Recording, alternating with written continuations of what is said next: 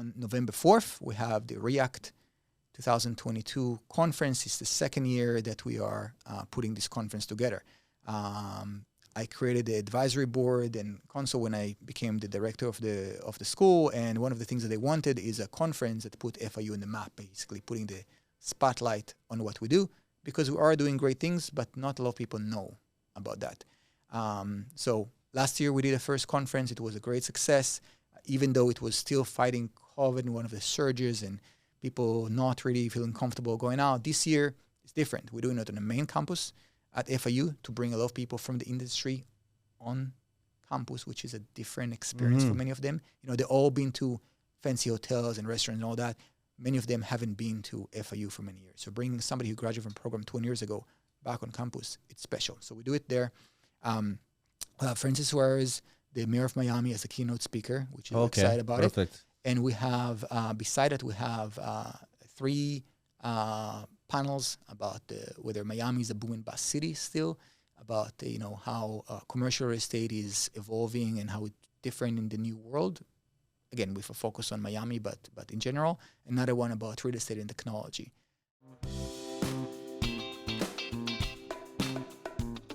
The following is a conversation with Dr. Eli Beracha. Dr. Beracha is currently the department chair and director of the Hollo School of Real Estate and a Hollo Research Fellow at Florida International University. He has been published over 38 times and was ranked 3rd in the world for real estate research productivity from 2016 to 2020 by the Journal of Real Estate Literature. Now I quote author Ed Parker. "The intelligent man is one who has successfully fulfilled many accomplishments and is yet willing to learn more." This is the David Maggard podcast. To support, please like, comment, and share. Now, I present to you Dr. Eli Beracha. And when you audited our class, and I think it was, when was it? 2014?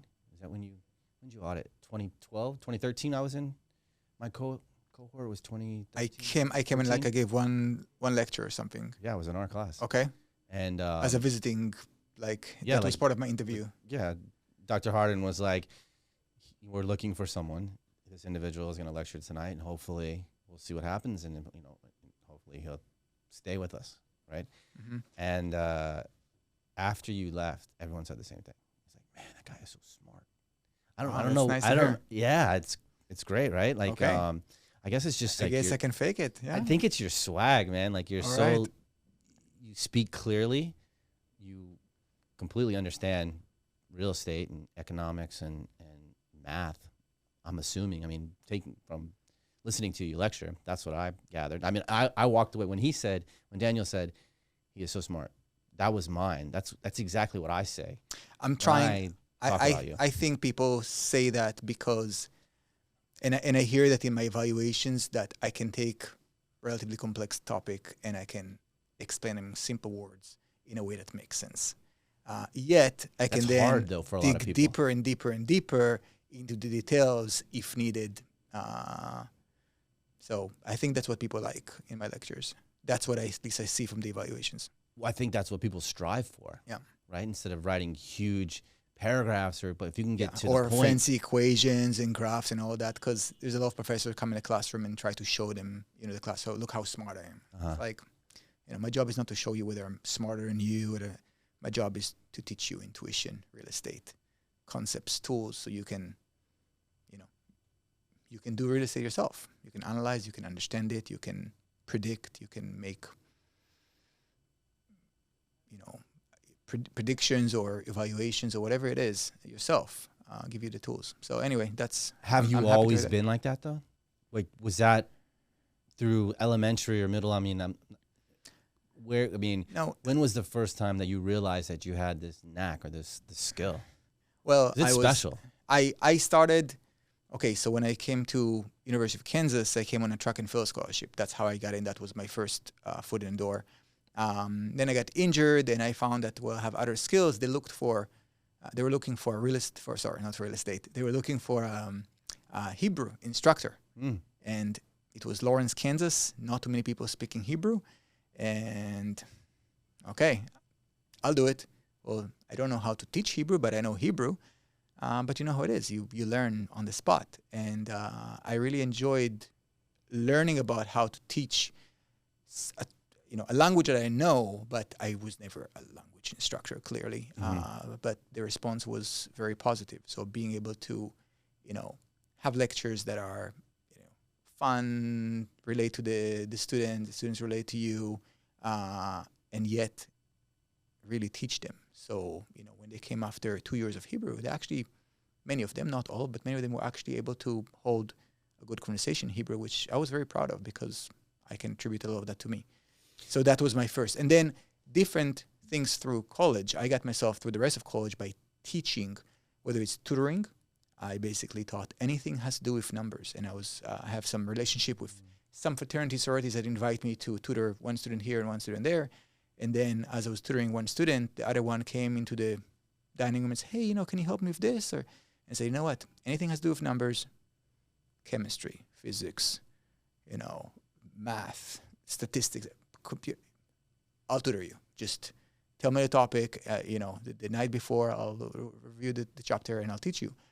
And then I got groups of, I wasn't tutoring one at a time, I was getting groups of 5 or 8 or 10 students at once.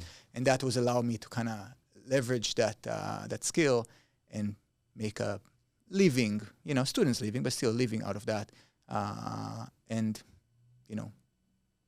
enjoying more the teaching. And then I got my PhD. Wanted to be. Yeah, but going from tutoring, not knowing the subject. Were you always good in math? I think I'm natural with numbers. That was always my strong suit since I was very little. My parents got me this little calculator called My Little Professor, which is instead of you enter 5 times 8 equal 40, the calculator asks you 5 times 8 and you enter 40 and basically tests you. And that was my favorite toy. Oh, wow. How old were you? Probably 6 years old. And you go through different levels, level 1, 2, 3, 4. I still have a demo of that in my office from 1976, that little computer. I actually got it as a Hanukkah gift a couple years ago from my wife. Anyway, that's what kind of got me into numbers. I was always strong with that. So having a newborn, will you go this same route with your, were you parented well first? Like, did you come from a loving family, father, yes, I was mother? coming from a very loving family. My mom and dad were really an example of a couple lived together for, all their lives until my dad passed away just a couple years ago. So Sorry to they're hear together. That's beautiful that they stayed together and they weren't divorced. Basically almost 60 years together. And it was, very traditional. The father works not crazy hours, but work during the day, and the mother basically raising myself and my brother and my sister. It was kind of traditional. We never had a lot, but we had everything we needed. I was never hungry or anything like that, but we never had any luxuries. We lived in a tiny apartment in very, very simple life, but yes, definitely loving family. Never pushed us or me or my brother, my sister to be the greatest necessarily, but just do the things that we want to do. So my love to math actually came from my brother, who actually I consider him to be stronger than me in math, even though I have a master's in mathematics. My brother does not have a college degree, but and you feel that he's stronger in math? He doesn't have the same deep knowledge in mathematics I have now, clearly, because I studied at a much higher level. But in terms of just intuition with numbers, he's the strongest I've ever seen by far. Are you guys close? Yes, we're very close. Nice. And he's 10 years older than me, so I got this kind of love for numbers, and he taught me a lot of that from him. Yeah. Oh, that's great. That was a lot of fun. Did you play sports? I mean, you mentioned track in Kansas, but were you a big advocate in sports, or did you, yeah? Yeah. So, what were you interested in? So I was younger. I was always doing something. So whether it's judo or basketball, which I did for a few years, and I was pretty good. I was not great, but I was pretty good. And then I got into track and field. And to be honest with you, track and field and the love for me for track and field came from the ability to measure progress. So if you think about it, I was playing basketball. And yes, you get better, let's say, every year because you're taller, you're stronger, you learn skills, whatever it is. It's repetitive. But, how much better did I get last year? I don't know. You can't quantify that. To me, the fascinating thing about running track is that you can quantify exactly how much you improve. So I did the high jump. I was the Israeli champion for juniors in high jump when I was 15 years old. But you can quantify, if this year you jump 1 meter and 40, and next year you jump, 1 meter 55, and then you did 172, or you quantify how much better you got. And how much you weigh, how fast you run. And then, of course, with the running, the pace per quarter, the case, and being able to track this, it was really the fascination for me for track and field was the ability to track my progress. I will tell you that I was, in terms of knowing the statistics and numbers of everybody in the field, I was really at a young age, at 16, I knew more than anybody else, really, about this runner and this jumper and this person. I knew so much that in the conferences in Israel, they had me sit next to the announcer, and I would basically whisper in his ear, "Oh, this guy, he just did 10:47 100 meter in that conference, and that runner, she just did whatever in the high jump in that." Did you ever because think about that as a he was profession? talking because he had he was able to speak. He was older. He was the right voice, etc. But he didn't know as much as me about the numbers, all the runner statistics, and I was basically his right. And so again, numbers, and then being able to pursue hard work in order to improve the numbers, dedication. It is repetitive track and field, clearly. But I loved it. I really loved it. And that was my ticket to come to the United States. Did you ever think about being a sports announcer, like in track and field? No? No, not interested in that. Didn't like it? No. Huh. Did you sign up for the Miami Marathon? That's January 29th. Are you still engaged in track and field? I always wanted to run. Okay, so after I stopped competing in track and field, in a way I lost interest because I realized that I'm not going to get better and better and better. I'm just going to get, relative to my peak at age, 22, I'm getting worse, clearly. I'm still in good shape, I think, for my age. I'm still running and lifting and swimming and, staying active. But it's more for my head, and it's more for just to keep healthy. I always wanted to get into longer distances, whether it's the marathon or triathlon or anything. But as I was increasing quantity, my body always failed me. And I was like, what? Just injuries that coming from long. And I said, what? It's not for me. Let's not worry about it. Let's just go to the gym or the pool or the field for 45 minutes, an hour a day, and do whatever I like. Stay healthy and go home rather than keep loading. I understand. Unfortunately, I have a crazy friend who I called up the other day, last Saturday, and he owns a restaurant and does meal plans and very healthy. He's on the triathlon club, what have you, here in Miami. And I called him up. His name is Dimitri, and I called him up, ordered his meal, trying to lose some weight, right? And I'm chatting with him on the phone. He tells me, I thought he said, I'm going to do a full triathlon. And with those words, I was like, oh, great, good for you. Because I knew in my head, I wasn't going to do that. My wife's sitting beside me, watching me text him, because I was texting him. And he goes, oh, no, I'm doing the full marathon. And 2 years ago, I did the half marathon with him. And he said, I'm doing the full marathon. And I said, oh, man, I've always wanted to do the full marathon. And then, of course, here comes the come on, you can do it. And she's sitting beside me, babe, why don't you do it? So I kind of got bullied by my wife and one of my best friends to sign up. I signed up for the full marathon, bought the sneakers, got on the meal plan, came in here last Monday, got my assistant to sign up. He's doing the half marathon. So the whole team, okay. Got Ralph to sign up. He's doing the half marathon. Then Danny, Ralph's assistant, came in last and said, well, I guess if everyone's signing up.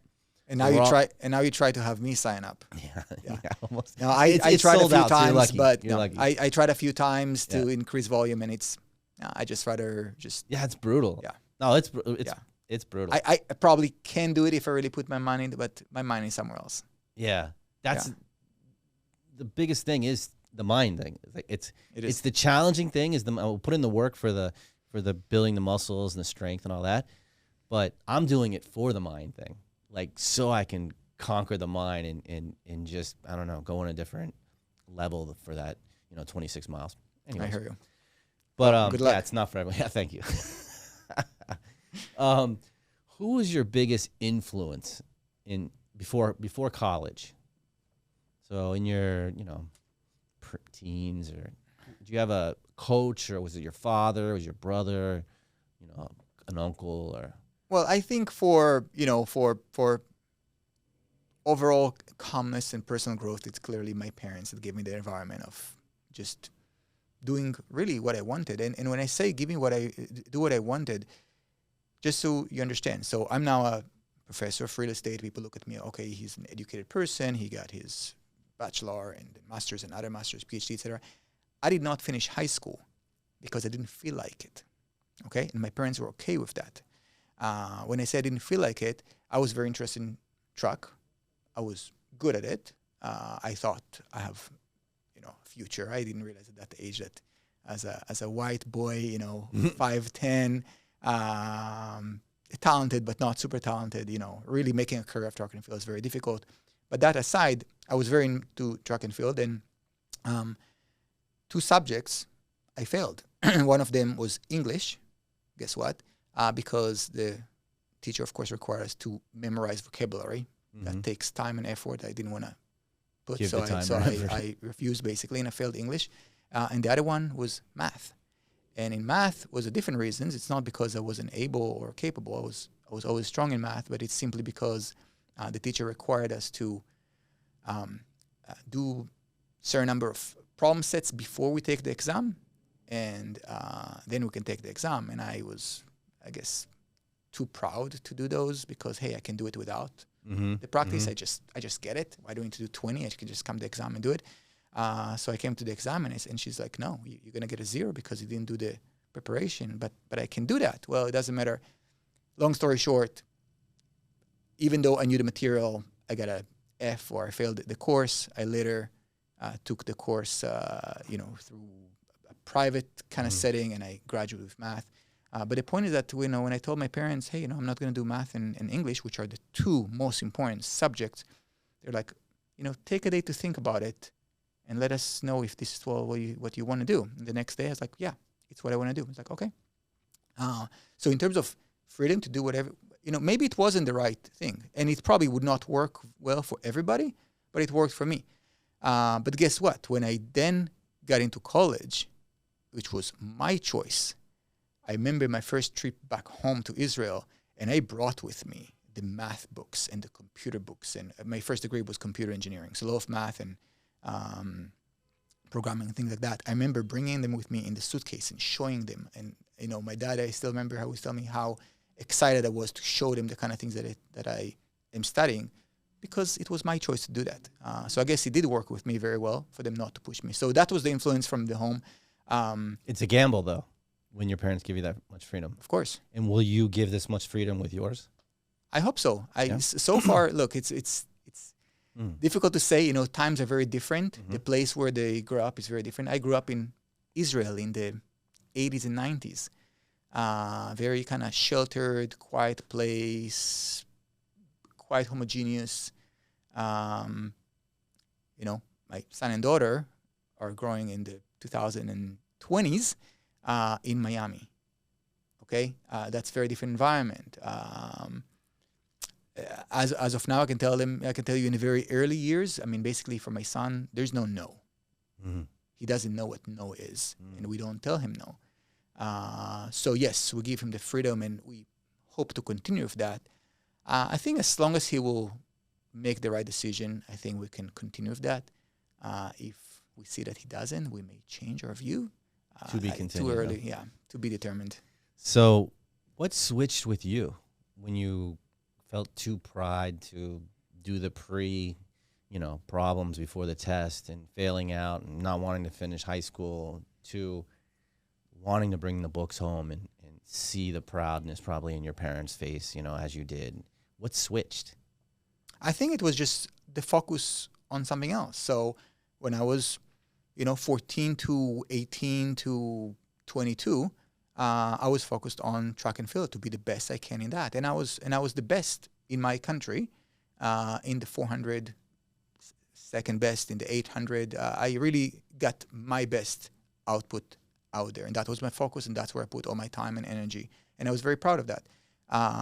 And then when I realized that, okay, so now I got into a university, Division I, it got me in.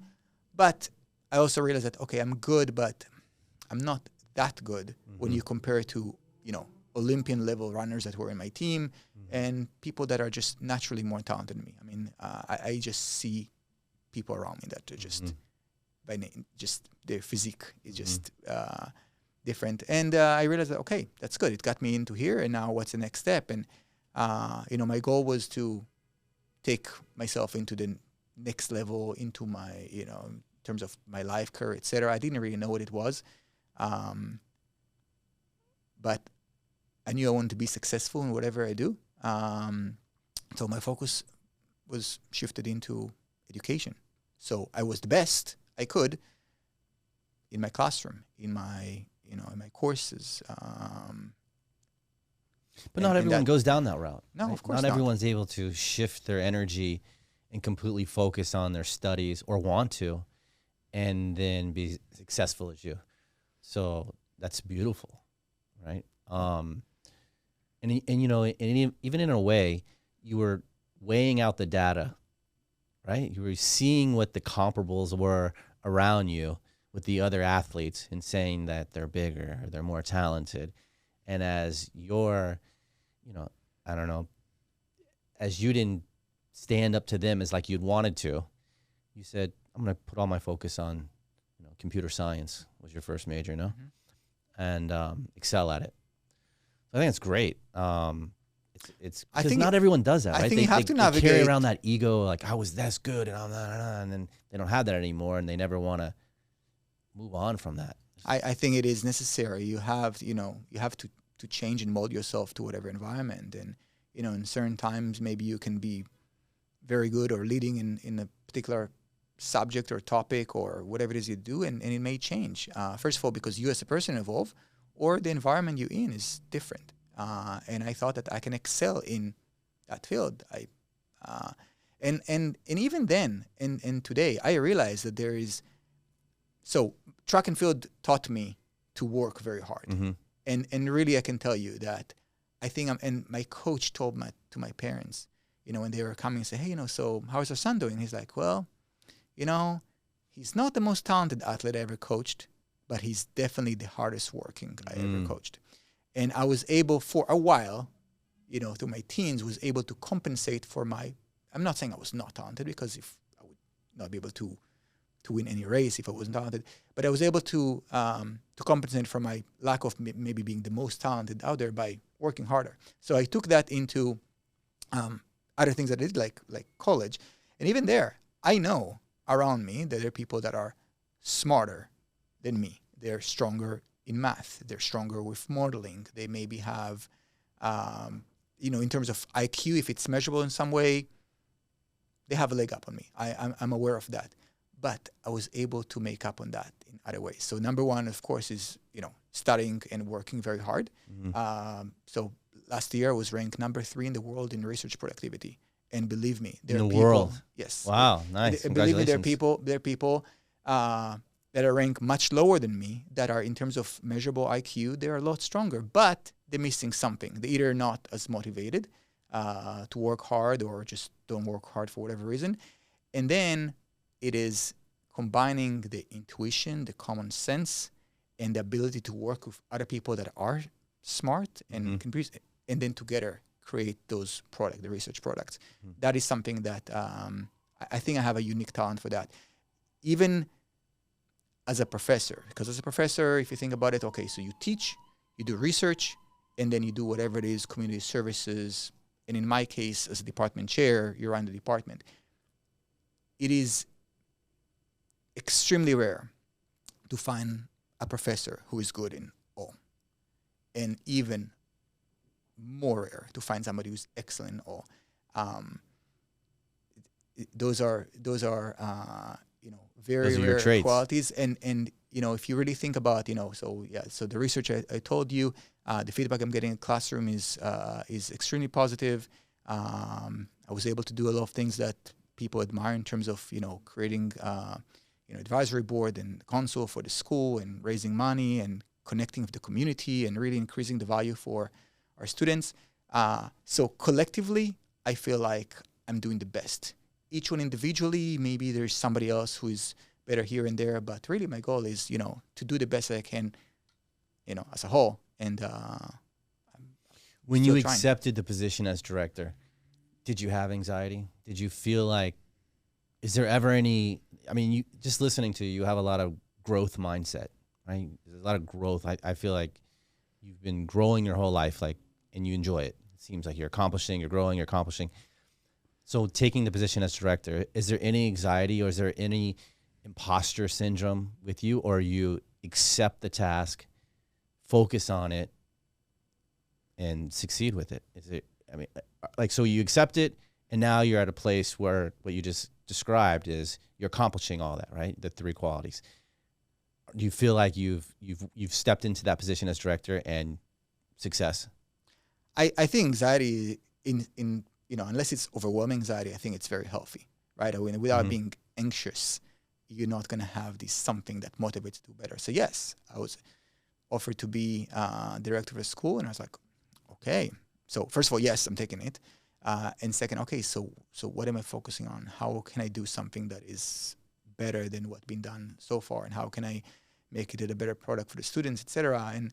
And there's no guidance because basically, unfortunately in academia, the setting is that if you're doing okay or better, it's the same. Whether you're okay, whether you're good, whether you're very good, or you're excellent, the terms in terms of compensation, whether it is salary, is almost not there.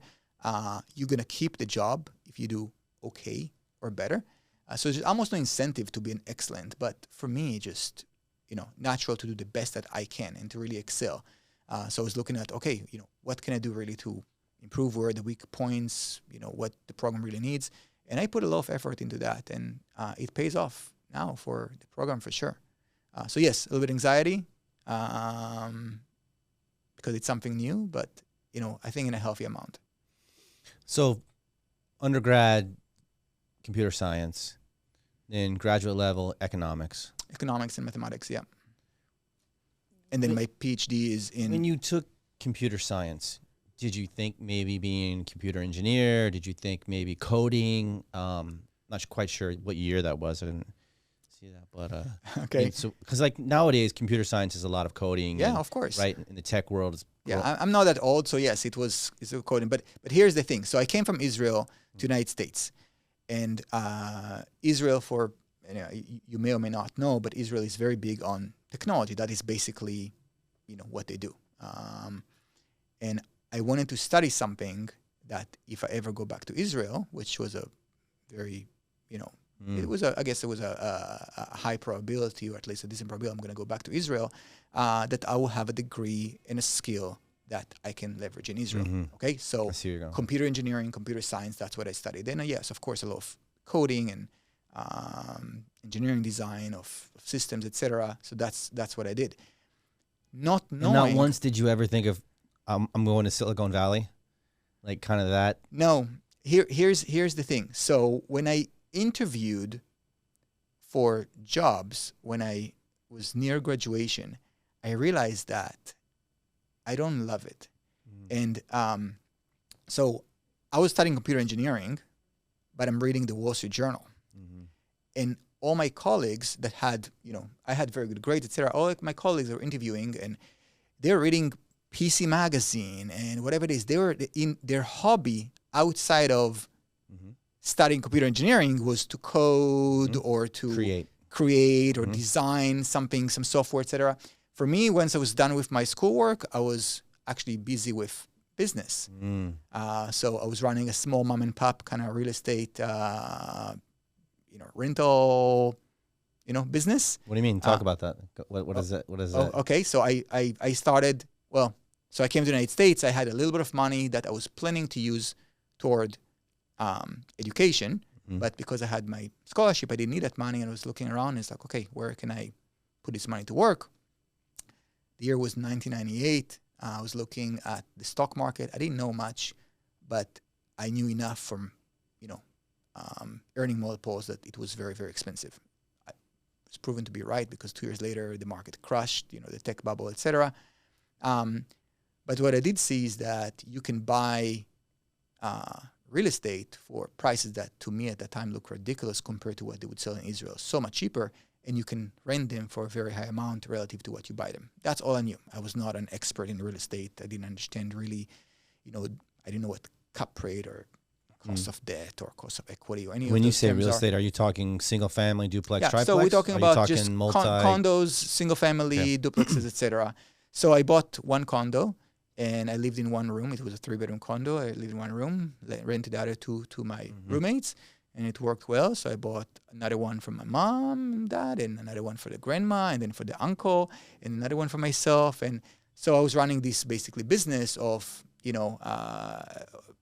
think it was a dozen and a half properties, which is, it's not huge, but it was big enough to get me busy with being able to understand, how you market them, how you charge rent, how you collect rent, how you deal with maintenance, cleaning, repairs, some things yourself, some things without, with help, how reliable the help is, financing, refinancing, building all systems, that. distributions. Yeah. So I did in a very primitive way, but I was very interested in that because again, then you start measuring, talking about measuring things. So then you start measuring wealth and you start measuring performance of investments.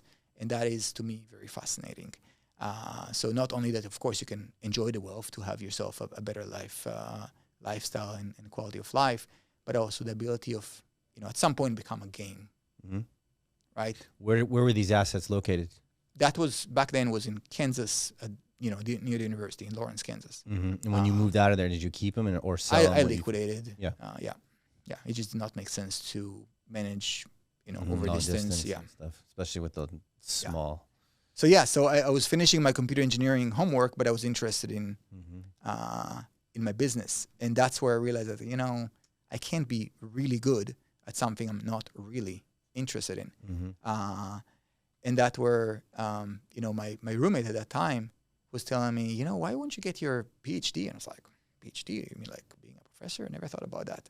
I was like, you like teaching and, they do research. And, he didn't really know. I didn't really know what it was. But I looked into that and I decided, sure, I'll go a few years into school. I'll grow my business even more during that time. And I'll study something that is related to what I'm interested in. And that's when, I got my PhD in finance, specialization in real estate investments. So as I was doing something from the same university. Yes. Okay. And so you were able to stay there. You were comfortable. Yes. I was comfortable. Usually I would get out of my comfort zone, but in this case, it just made sense to be in a place that was so good to me, and a place where I already started with a business that had some momentum, and I didn't want to just sell, have to relocate, be reintroduced, etc. So it made sense for me to stay in the same place, which I did. I was in Kansas for 9 years. Did you like it there? Like the temperature and the environment and everything like that? Well, the weather in Kansas is not, it's not like I don't think I've ever been something there. to love. It can be very cold, can be very hot, depends on the season. It can be very windy, icy, etc. No, but overall, the city was a lot of fun. It's a college town. For that time in my life was wonderful. Perfect. Yeah. Today, would I want to live in Lawrence, Kansas? No, but for that time, it was... Not after living here. Yes, not after being in Miami. It's so different. But for that time, it made perfect sense. And really, it was the kind of environment that, if you're coming from Israel, you really want to focus. I mean, there's of course interruptions in terms of, there's always parties and bars and whatever, to go to. But if you do want to focus and go to the library or be quiet in your apartment and study, whatever, there's zero disruptions. So you can really focus on whatever you want to do, which for me was perfect. So your roommate said, why don't you be a professor? But you were already coaching and tutoring, and you're saying those groups were growing as well, organically. Yes. And then he was the one that kind of put the thought in your head as a professor. Yeah. I didn't know much about it. I knew professors teach, but I didn't know they do anything else. I didn't realize it back then that really the main thing that will get you far in the as a professor is the quality of your research. I didn't understand what research really was. When you say, hey, I'm asking a question, you say, I don't know about it, let me do some research about it. It means you're Googling the answer. I didn't realize that doing research, it's not Googling what other people say, it's actually finding answers for questions that there's no answers to. You're the first one to provide an answer. And I was like, how can I, give answers to a question that nobody else knows the answer to? When you start, it's very intimidating. Like, who am I to be the first one answering that question? And guess what? After you start asking those questions and try to answer them, you become, well, some people, I guess, I had the intuition to be good at it, able to formulate questions that are relevant, so people are interested in those questions, because answering questions people are not interested in, what's the point? So formulating questions, research questions that are interesting to people from the research community, and then being able to answer them in a quantitative way with methodology that is appropriate, etc. Doing it again, you become very good at it.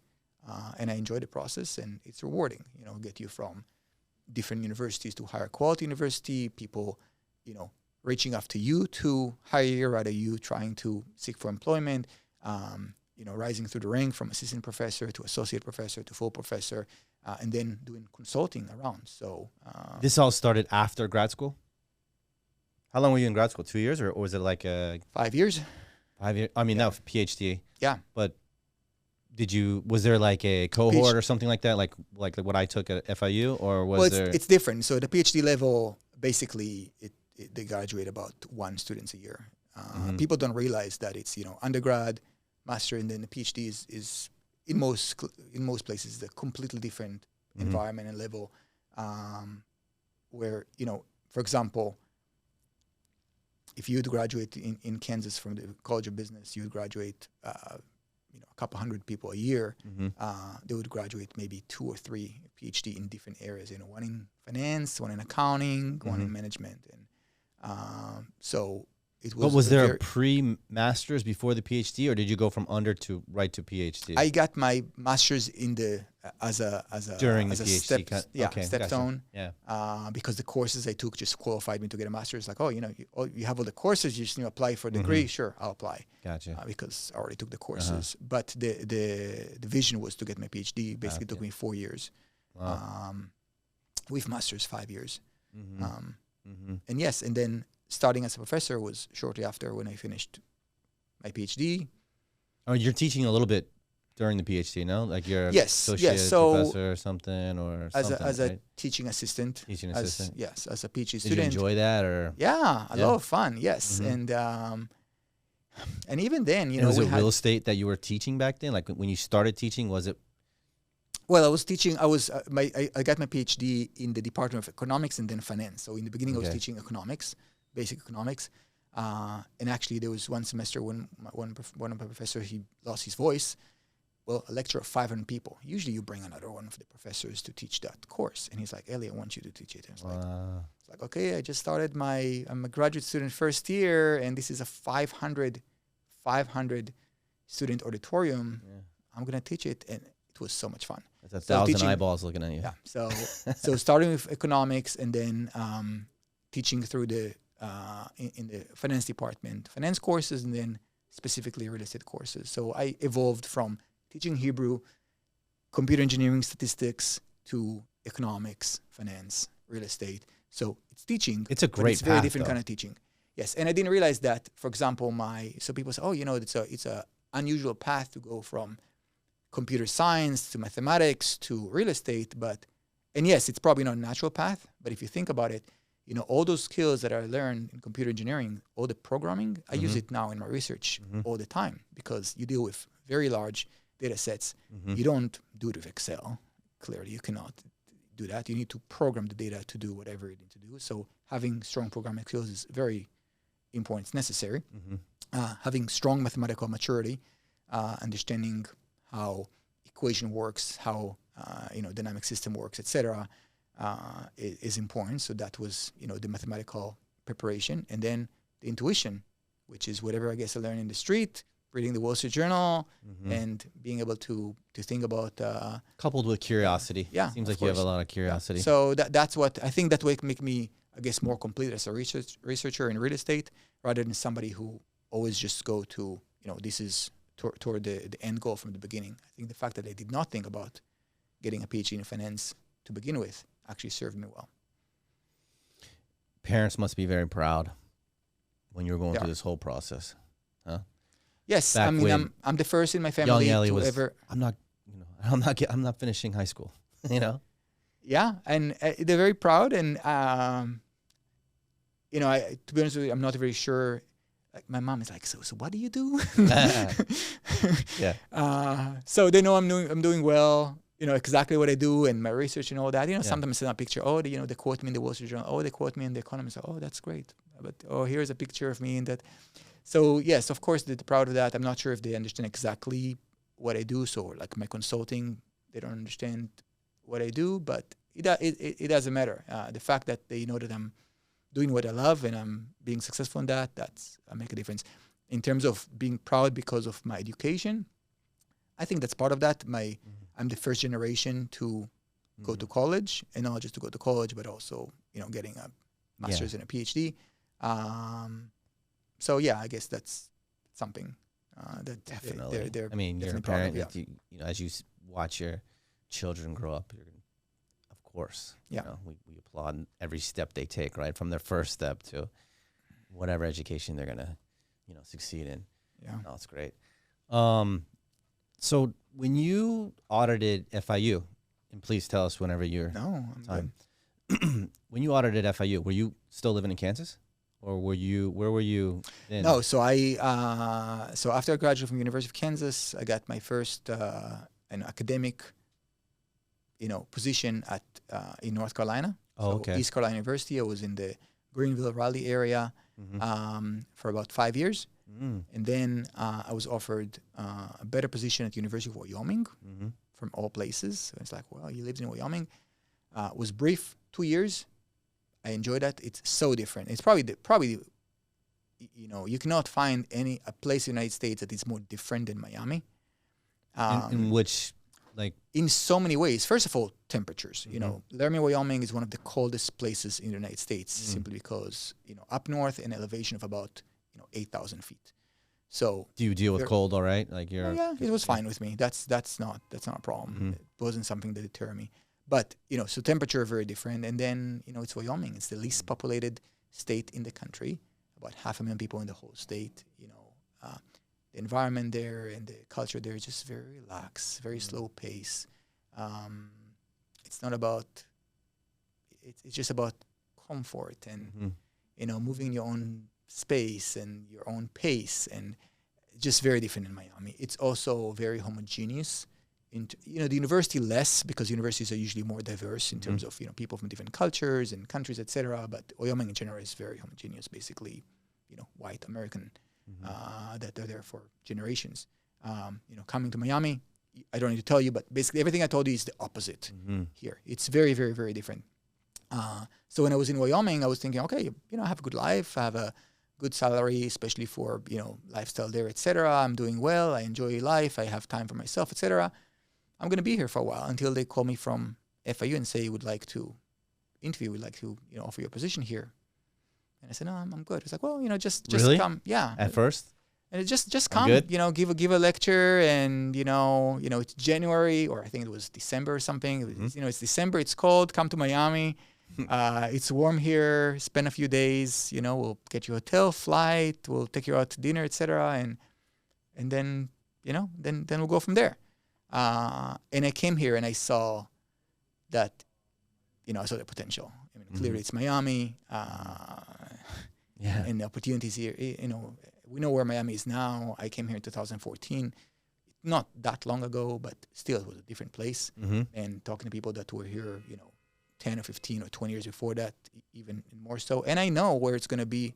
I don't know exactly where it's going to be, of course, 10 or 20 years from now, but it clearly has an upward path in many ways. So the potential in terms of, the location, and then teaching and practicing real estate in a place that is growing so fast, then it was a no-brainer.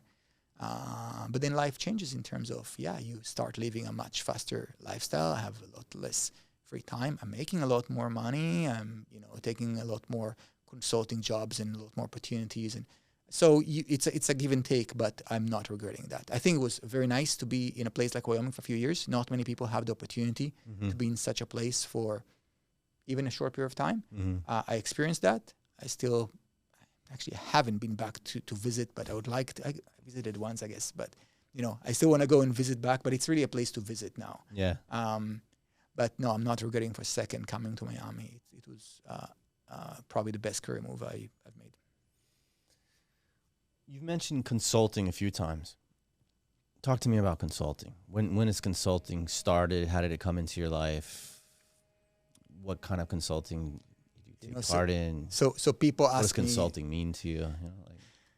So people ask me, well, so where is your, can you send us your, website address and, a little bit about, like, I don't have any. Well, but you have a consulting business.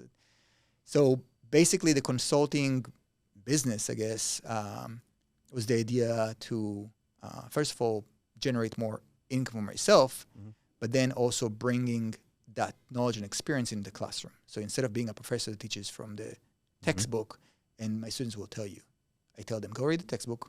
That's good because there's some good information there. But what I teach you in class it's not in the textbook. I never go in a classroom and say, hello, students, today we're going to be covering chapter 4 because they can read chapter 4 themselves. I'm there to give them something they cannot read in the textbook. Sure. So the idea, of course, is to generate extra income and to bring it into the classroom. And really it comes in a way that, as you are out there in the beginning teaching, people are like, they graduate and then it's like, well, I have the work for whatever firm and they have this issue. And it's like, oh, my professor he can probably help you with that. So I started a few things like that, people refer me to, maybe you can help us with this valuation, or maybe you can help us with this analysis, or maybe you can help us with this report, etc. And it grew into something bigger. So, I still spend the majority of my time as a academic, teaching, doing research, running the department, etc. But I'm spending more and more time, whether it is evenings and weekends, on my consulting. Which I was going to ask you that. When do you fit it in? How do you fit it in? Yeah, no, it's busy. It's busy. And again, talking about, I think, what I can and cannot do well. I think one of the things that I do well is very efficient with my time and my work. I allocate, allocate my time efficiently so I can do. A lot of people ask me, so how can you do that? Well, I think a lot of that is time management, which again, I think I learned in my early years. But yeah, so I work with a few groups. Do you know the concept deep work? Deep work, no. There's a book out called Deep Work. Okay. And the theory behind it is humans aren't supposed to multitask. Because once we multitask, when you switch from task to task, it takes your brain a little bit, it lags. So you're not completely focused on the new task. You still have some of the old task in, or let's say you're working on a project and you go to answer an email and you try to go back to the project and it takes you a little bit longer to get into the project. Yeah. So deep work is the theory of just being able to cut off all distractions, disruptions, turning off the phone, and really concentrating. And the book explains every day you get about 2-3 hours of really good deep work. And I'm wondering if it's a great book. If you never read it, please check it out. And but because it's kind of the same as what it sounds like what you're talking about.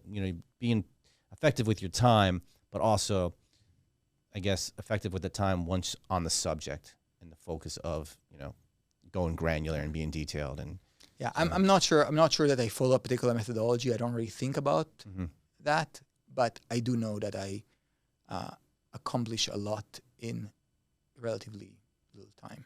So there's a lot of things that for other people maybe take hours and hours. Like I can get into a classroom that I will teach for 4.5 hours and I prepare for 5 minutes.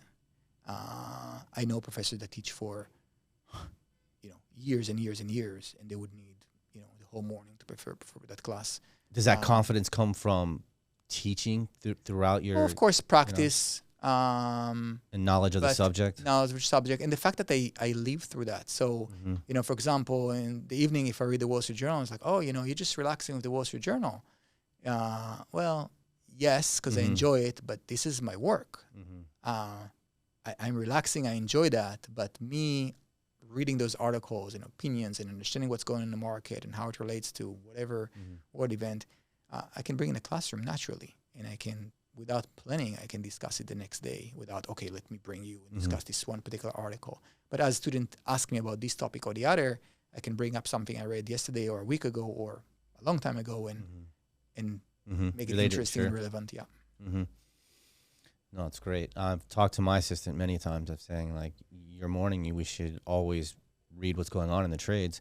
So when we go on property inspections or when you're talking with new clients, it's exactly as the professor going into class and speaking with the students. You have something to talk about. You're knowledgeable of what's going on in our community, which we should be. I mean, you know, we're a part of it. So let's know what's going on, not just one report, and you're detailed, one to the next report. That report goes out the window. Now you don't know what's really going on.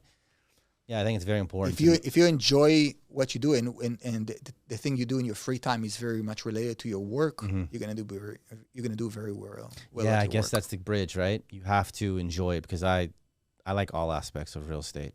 So whether it's sitting down talking with you about it or teaching my assistant how to do it or actually working on a project, you know, for my own report, it's all fun for me.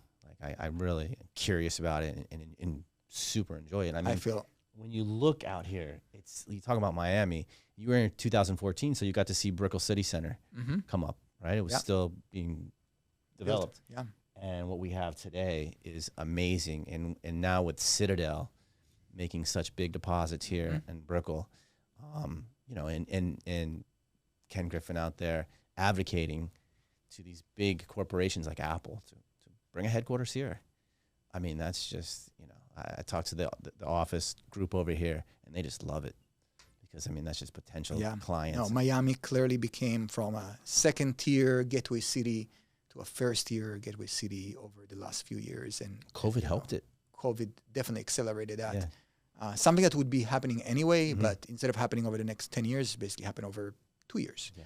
I think the policies that we had here and the environment, whether it is, you know, just having things open when other states were closed for a having, lot longer time, slightly more relaxed, more freedom for people rather than telling people what they can and cannot do. And, you know, the weather and being able to be outside and clearly made Miami into a first-tier gateway city much quicker than it would be otherwise. And that's why we are where we are. Companies relocating, people relocating. This is not a COVID city, you know. So people moving from LA to, you know, Boise, Idaho over, you know, during the COVID period because, you know, LA is closed. So let me go to, you know, a more calm life in Boise, Idaho. Like, so, you know, one of our reports, we said, you know, Boise, Idaho a few months ago was the most overpriced city in the United States. And we predicted in that report that it would be the one that declining the most in terms of prices because it was one of those COVID cities. You know, you move from LA to Boise, okay, you live there for a year or two, it's wonderful, calm life, slow pace, etc. And then LA start opening up and you kind of think, okay, I can't be in Boise all my life. I'm going to go back to a real place when I can do real business, career, etc. So they were moving back. So that's a Boise, that's a COVID city, what I call.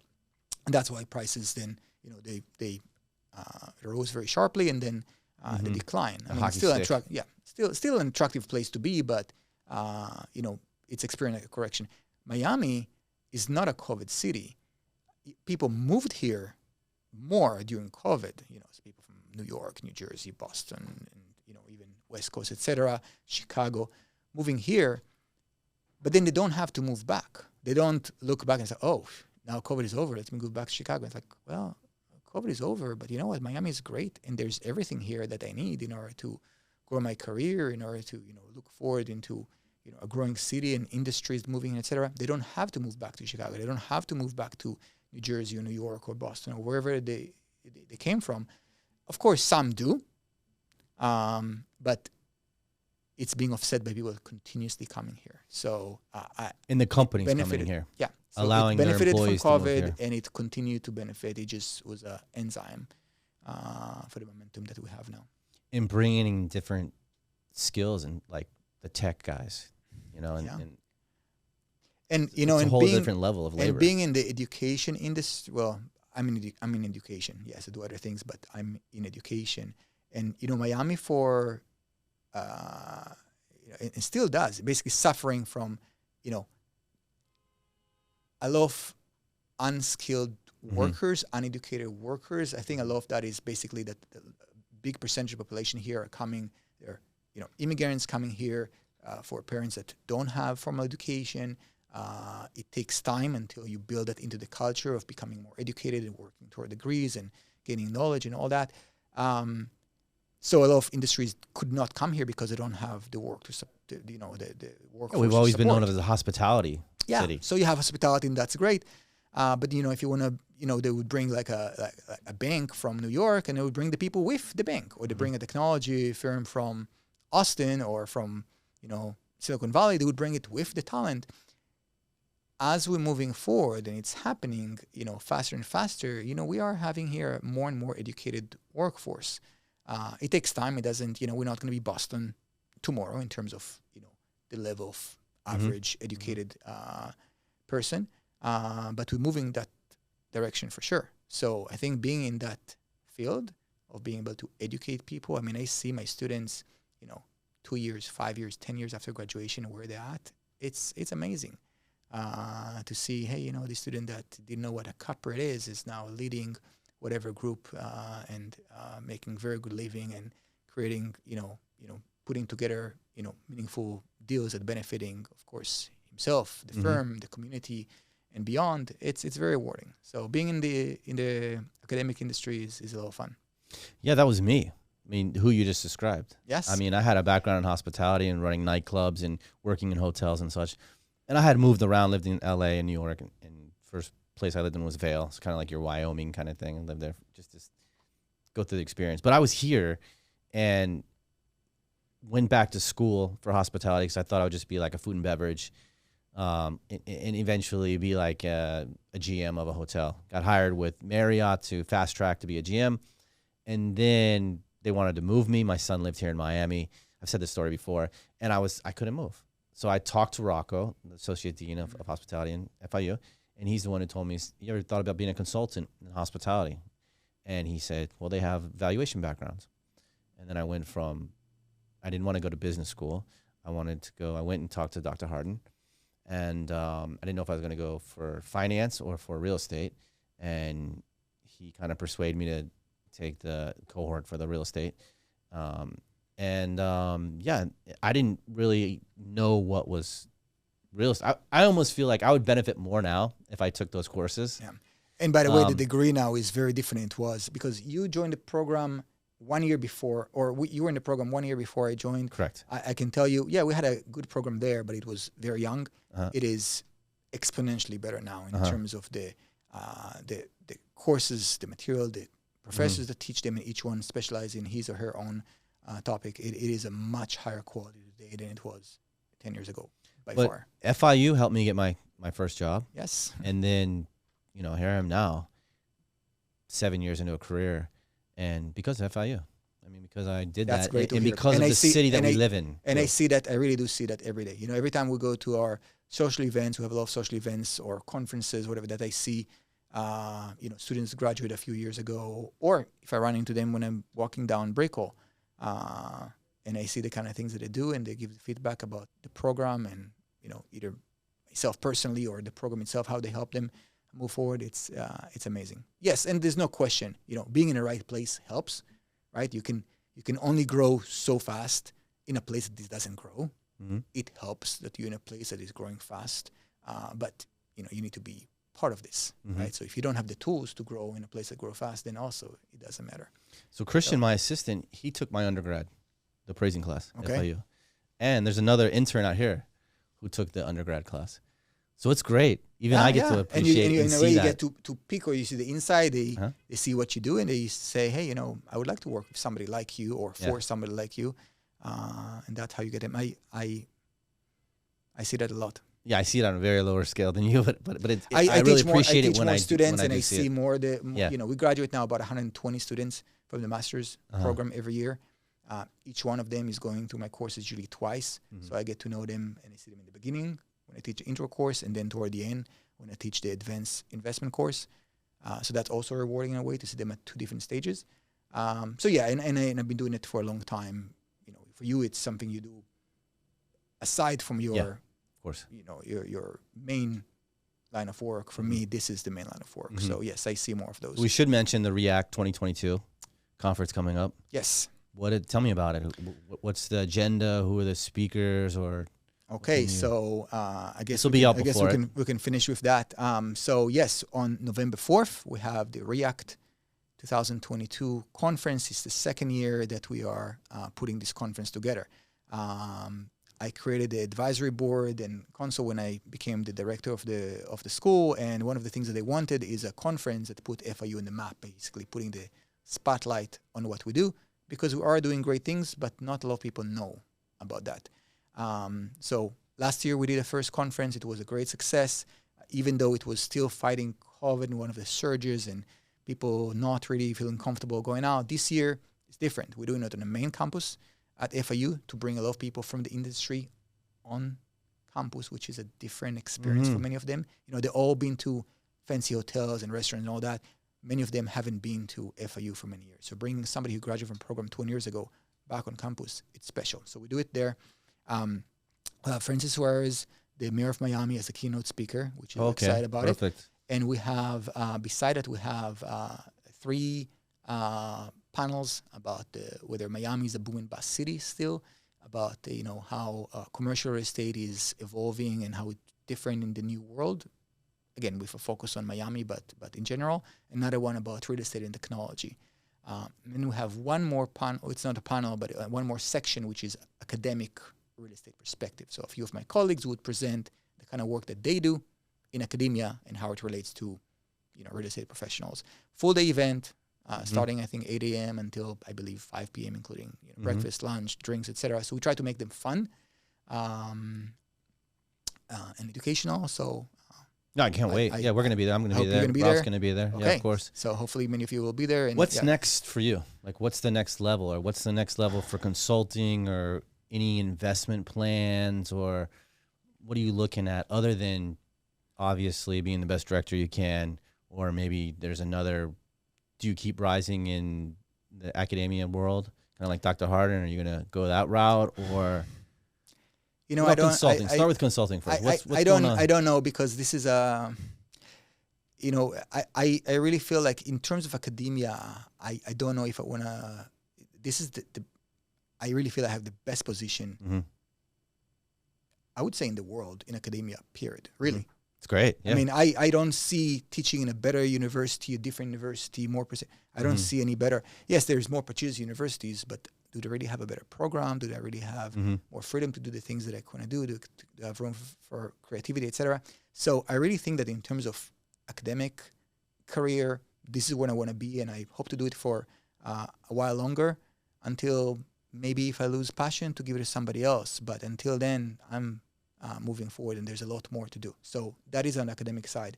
I don't necessarily have a desire to be a dean, even though you know how it is. I also did not have a desire to move out of Wyoming. But when it was offered to me, you maybe take that. So, never say never. That's from the academic side. On the consulting, I'm involved in bigger projects with larger companies. For example, I do all the algorithms for a large fund in New York, about $7.5 billion. And I do more and more work with them that allow me to understand the business better and to be compensated more in line with their performance. The same thing I do with another 2 groups that do acquisitions of properties and being able to be, compensated partially based on their performance. So the sky's the limit there. Which role do you play in the last 2 that you said the groups? Is it more regional or is it national, or? I more look at things from a macro perspective, as a consultant, looking things more from a portfolio perspective rather than as property specific, helping them make good investment decision that fit the property, fit the company, and benefit investors. And really, the sky's there is a limit. I don't know if I want to do it anytime soon full time, but again, never say never. It depends on the opportunity. For now, I'm just pushing forward in those areas that I you know, wherever I feel like I can add value. It works well. I do have some momentum recently. I also have, you know, a young family. I have a 6 months old and a 2 years old, which require a lot of attention, and I love being with them. So on one hand, it's, you know, you're required to put a lot of time there, so that's difficult on, you know, for the career. On the other hand, they really inspire me to do better. So, you know, I'll find the balance soon enough. I'm in a position now where it's really a bit of a question mark where I'm going to be 5 years from now, but time will tell. But it's a good question mark. Yes. You I'm seem looking happy. forward to it. I am. You're super relaxed.